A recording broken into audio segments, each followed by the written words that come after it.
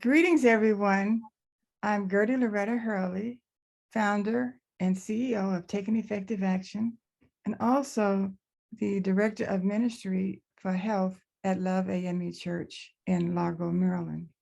And we're blessed today to have Ms. Angela White, a licensed social worker and founder and president of Infinity Mental Health, LLC, which is in Upper Marlboro, Maryland. Greetings. Hi, how are you doing? I'm well. Thank you so much for having me. Oh, I'm so glad you could take time out of your busy schedule to just give us a few minutes. How does the stress affect heart health? Some of the general causes of stress are life transitions.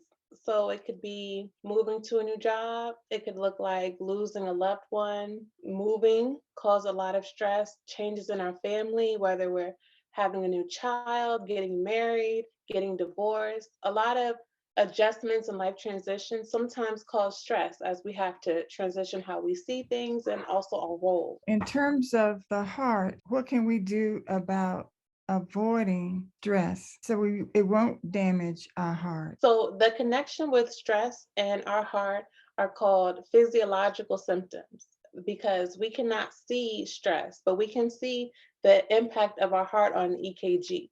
We can see what that physical response looks like. So when we're not taking care of ourselves, when we're missing meals or not getting the right amount of sleep because we're stressed out or overworked, that impacts how our body's able to function, how our heart is pumping. So when we are stressed, sometimes our self-care decreases, which increases the chances of us having more complicating factors, which impacts our heart. Okay, this is Black History Month this month, and stress causes a lot of chronic illnesses. Starting with being open and willing. A lot of times we hear that we're the last ones to go to the doctor when we feel pain or we feel some different feelings in our body. Being open to, making sure we have the preventative care of seeing our doctor for our annual visits or follow-up visits. That also includes mental health. If we're feeling stressed, who are we reaching out to for our mental health? Who are we reaching out to for our spiritual health? Sometimes that may look like our pastor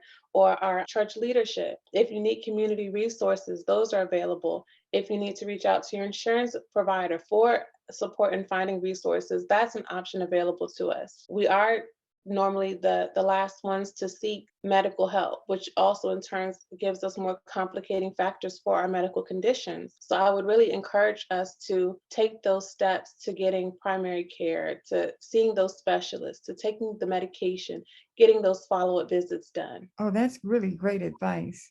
What are some of the ways to reduce stress? There are many ways to reduce stress. One of them is really checking in with ourselves about how are we feeling, reflecting on our emotional capacity, reflecting on our physical adjustments. When you notice those things, talking to your pastor, or do I need focusing on our nutrition? Oh, and that leads me to segue to how can we have some healthy ways to cope with this stress? Increasing the focus on our nutrition, on our sleep, making sure we're getting adequate sleep. It is recommended to get 7 to 9 hours of sleep every night. Thank you so much, Ms. White, for joining us today and giving us all this valuable information. Thank you so much. We enjoyed having you here as a speaker today. Thank you. Thank you so much for having me, Dr. Hurley.